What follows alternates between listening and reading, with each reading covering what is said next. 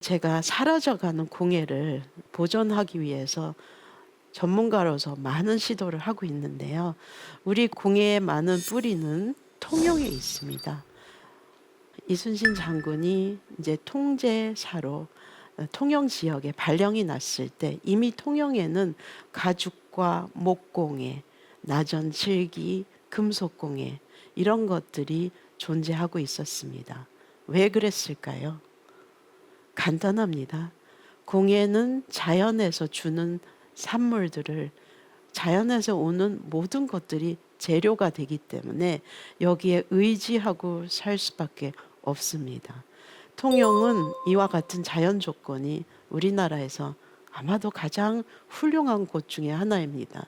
나무도 많고 산도 있고 또 여기에는 바다에서 주는 그런 선물들이 무궁무진합니다. 그러다 보니 이 지역의 공예는 자연적으로 발전할 수밖에 없었습니다. 하지만 역사, 사회, 정치적인 측면에서는 통영이 이와 같이 12공방이라는 이름을 띄울 수 있었던 것은 이순신 장군의 역할이 컸습니다. 이 세 개의 군을 통제를 하면서 이 지역에 있는 제주꾼들을 한 곳에 모은 것이죠. 어디에 모았을까요? 통영에 모았습니다. 따라서 전쟁을 위해서 전쟁에 필요한 물건을 만드는 것부터 시작을 했습니다. 그렇기 때문에 통영에서는 목공예, 가죽공예, 금속공예가 그 당시에 엄청나게 발전을 했습니다. 가죽공예는 말의 안장을 만드는 데 필요했고요. 또는 전쟁에 나갈 때 보호 측면에서 착용의 의미에서도 사용이 됐습니다. 금속은 뭐 제가 설명 안 드려도 무기나 또는 장치나 어떠한 그런 도구로서 필요한 재료였고요. 마지막으로 목기는 운반이나 바퀴나 이런 거에 사용했었습니다. 더 중요한 거는 통영은 이미 조선시대 그 당시에 분업을 하고 있었습니다. 재료를 다루는 사람 또는 그거를 가공하는 사람, 마지막으로 그것을 장식하는 사람. 이 분업이 이미 조선시대 때부터 굉장히 발달돼 있었습니다. 또 한 가지는 수로가 있었기 때문에 공급이 쉬웠습니다. 그래서 중앙으로 공급하는 그런 통로도 있었습니다. 제가 1강자에서 말씀드렸던 미술, 공예, 운동에 있어서 필요한 모든 조건들을 통영에 있었습니다. 비록 공장이나 이런 거는 없었지만 분업화에 있어서도 매우 체계적으로 되어 있었습니다. 2022년에는 이러한 문화적인 통영의 조건들을 보여주기 위해서 도시재생 그리고 통영의 문화 보존을 위해서 통영 국제 트리엔날레라는 것을 만들었습니다. 그렇게 하면서 저는 사라져가는 통영의 공예를 보여줬습니다. 그 중에서 가장 중요했던 부분은 통영의 나전칠기 그리고 통영의 대나무발. 또 한 가지 통영이 갖고 있는 가장 중요한 요소는 연입니다. 얼마나 그 당시 저희 조상들이 앞서갔냐 하면 전쟁이 필요한 신호기가 필요했는데요. 연으로 이 신호를 보여줬습니다. 대체적으로 아주 간단히 말씀을 드리자면은 붉은 점이 있는 것과 붉은 점이 없는 것이 있습니다. 붉은 점이 있는 것은 발포하라. 붉은 점이 없는 것은 발포를 멈춰라 하는 신호였습니다. 통영의 연은 전체적으로 한 24가지가 있습니다. 이 24가지는 전부 다 다른 의미를 담고 있고요. 여기에는 접이식 연이 아니라 아주 거대한 거의 인체 크기의 연인 대연으로서 하늘에 날리면서 신호를 띄웠습니다. 이렇게 설명을 드리면 과거와 현재가 조금 더 연결이 되는 것 같지 않습니까? 연결이 되면서도 또 얼마나 우리가 살고 있는 이 현재가 중요한지를 말씀드리고 싶습니다. 결국은 이 현대성, 이 현재, 이 모든 것이 전통과 과거를 만드는 건데요. 우리 한국에는 오늘날 21세기 와서 아마도 어느 나라보다도 공예 부분에 있어서는 행사가 많다고 생각을 합니다. 그렇다면 공예에 있어서 어떠한 다양한 그런 행사가 있는지 여러분들과 공유를 드리겠습니다. 우선적으로 크게 맥락을 보면요. 비엔날레라는 것이 있고, 두 번째는 상업적인 요소들이 있고, 세 번째로는 페어가 있습니다. 페어는 어떤 점에서는 상업적인 요소를 담고 있는데요. 이 상업과 페어와 또 이것을 해외에 알릴 때는 어떠한 준비를 해야 되는지 조금 성격들이 다 다릅니다. 경기 도자 비엔날레가 있고요. 두 번째는 공예 비엔날레가 있습니다. 비엔날레라는 행사는 2년에 한 번 이루어진다는 뜻을 담고 있습니다. 매년 일어나는 공예 트렌드 페어. 공예 트렌드 페어는 한국에 있는 유일한 그런 페어라고 보시면 됩니다. 대체적으로 우리의 비엔날레나 이런 그 행사들은 공공기관과 같이 협력해서 진행을 하고 있습니다. 이유는 진행하기 위해서는 상당 부분 그 비용이 필요한데요. 주로 이 비용은 한국문화체육관광부나 또는 지방자치단체 안에서 비용이 책정돼 있습니다. 저는 오랫동안 이런 부분에 있어서 예술감독으로 있었는데요. 예술감독의 역할은 이 모든 것을 조율하는 거라고 보시면 됩니다. 자, 그럼 몇 가지 제가 했던 사례들을 예시로 삼겠습니다. 2015년에 저는 한국에서 유일한 공예 비엔날레를 예술 감독으로서 진행을 하게 되는데요. 제가 맡은 부분은 기획 전시, 공예의 방향성과 미래성을 제시해주는 그런 부분을 맡았습니다. 주제는 손, 그리고 그 이상의 것, 손으로 잇는다는 것을 기반으로 해서 잊고 또 더하라. 근데 잊고 또 더하라는 것은 공예가 갖고 있는 물성에 있어서도 덧붙이고 직조로 짜고 하는 것을 의미하고 있습니다. 이 비엔날레를 할 때는 공예가 갖고 있는 모든 요소들을 보여주는 게 저의 목적이었습니다. 이것을 통해서 여러분들과 공예에 대한 배경을 설명드리고자 하는데요. 지금도 논의가 되고 있는 가장 중요한 화두는 지속 가능성입니다. 많은 재료들이 자연에서 오지만 이 재료들은 한번 버려지고 또 다시 사용되지 않습니다. 따라서 이 당시의 주제 안에서는 재활용, 도구, 공존, 전통, 확장 이런 것을 담았습니다. 공예에 있어서는 도구는 없어서는 안 될 그런 부분인데요. 손의 확장 연장성이라고 보시면 됩니다. 어떤 도구를 어떻게 사용하는지 또는 장인은 본인이 사용하는 도구를 쓸 줄 알아야지만 공예품을 잘 만들 수가 있습니다. 유산은 앞서 말씀드린 저의 전통과 역사 또 이거의 보존에 있어서 한국에는 다양한 그런 컬렉터들이 있습니다. 컬렉터라고 하는 것은 본인이 좋아하는 공예품 또는 미술품, 디자인품을 모으는 사람을 말하고 있습니다. 사라져가는 공예 중에 하나는 우리의 꽃신, 화해라고 하는 꽃신을 만드는 장인인데요. 이것을 보여주고 싶었습니다. 또 하나는 일제시대 때 만들어졌던 대량 생산을 위한 술병, 간장 도구 뭐 이런 것들을 또 보여줬습니다. 나전칠기도 물론 보여줬고요. 지금 현재 서울공예박물관에 가시면은 허동아라는 컬렉터가 모은 약 한 4천여 점을 모은 조각보도 역시 전시를 통해서 공유를 했습니다. 조각보는 그의 역사성 배경을 설명을 드리자면은 조선시대 때 옷을 만든 다음에 남은 짜투리 천으로 만든 하나의 그런 결과물이라고 볼 수 있는데요. 당시에는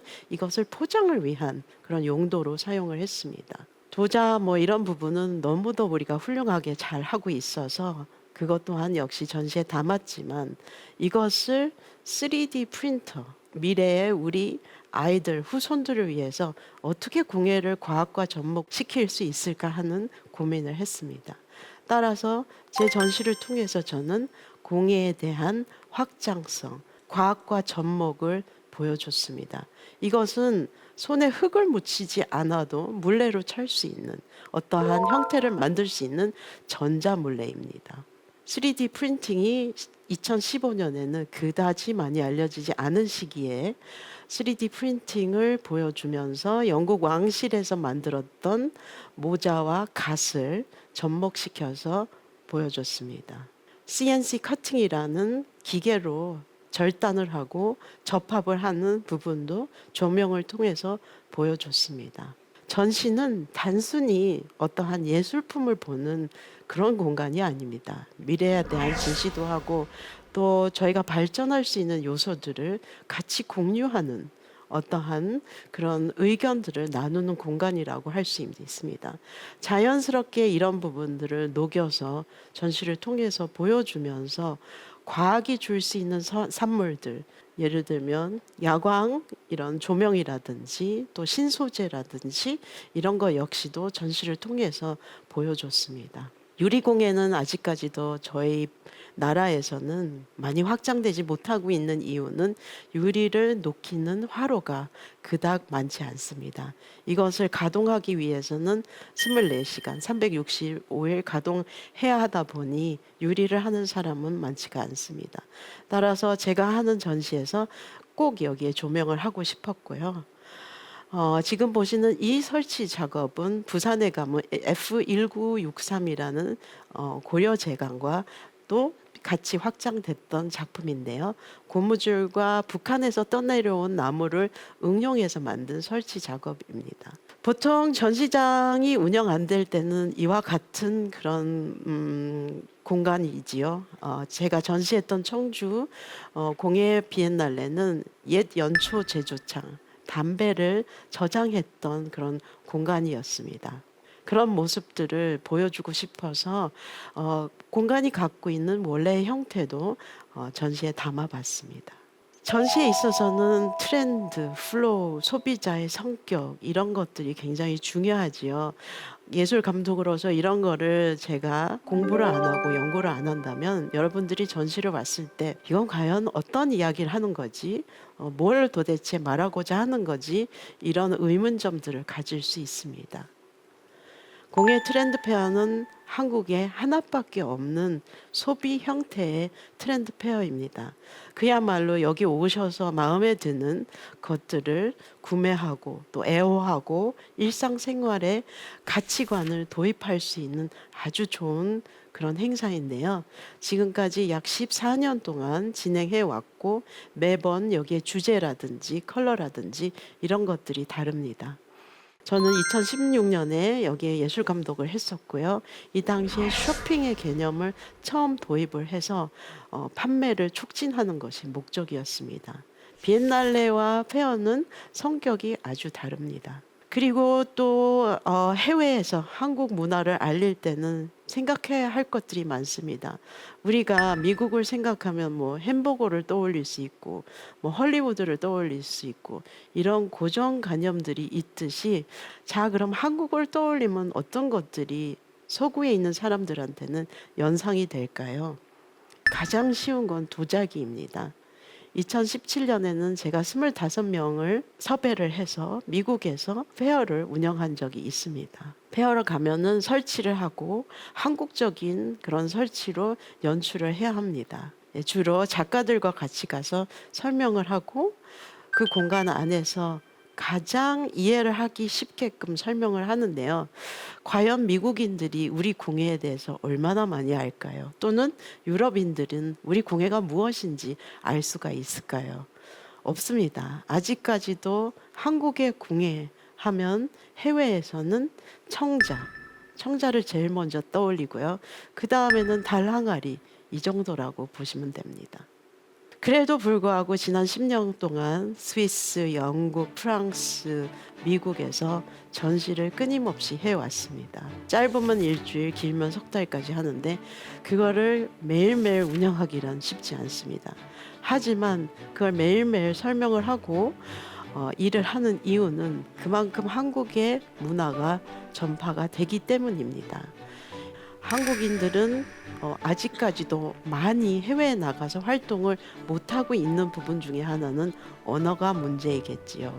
다행히도 어린 나이부터 저는 이제 이런 부분에 익숙해져 있었기 때문에 다양한 행사들을 통해서 기관에 있는 사람들과 연결을 하면서 계속적으로 뭐 학술적인 부분, 심포지엄 또는 전시, 페어를 통해서 한국 문화를 알리는 작업을 하고 있지요. 그러면 전시에 있어서 어떻게 홍보를 하는 게 가장 좋을지 문화 교류 이런 것들은 어떻게 하는지 뭐 역시 앞서 말씀드린 바와 같이 교육적인 측면이 가장 중요하지요.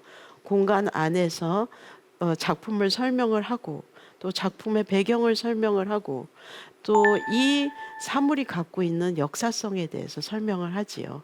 가장 중요했던 그런 행사 중에 하나는 2016년에 했던 한불수교 130주년의 전시였습니다.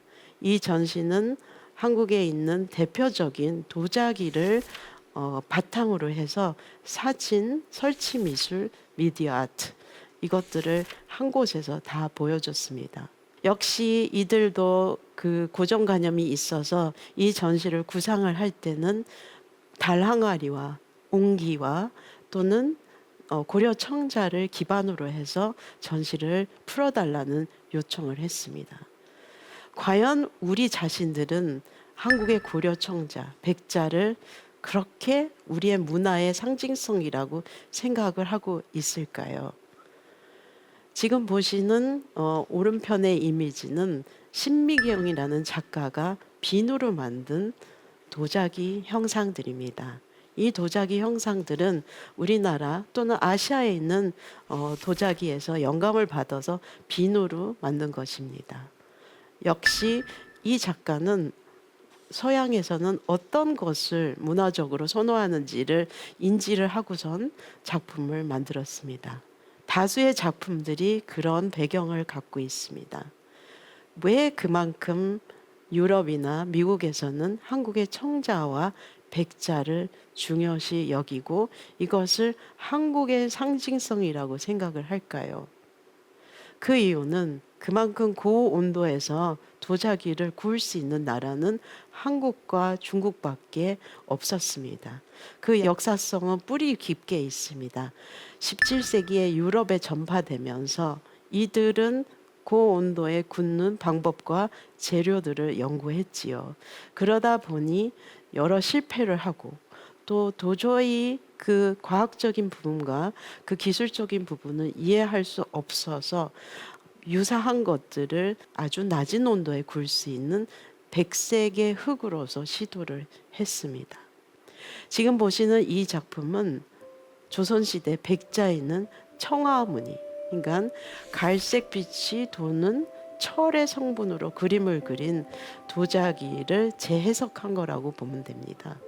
한국의 많은 작가들은 모든 영감을 전통, 역사에서부터 가져옵니다.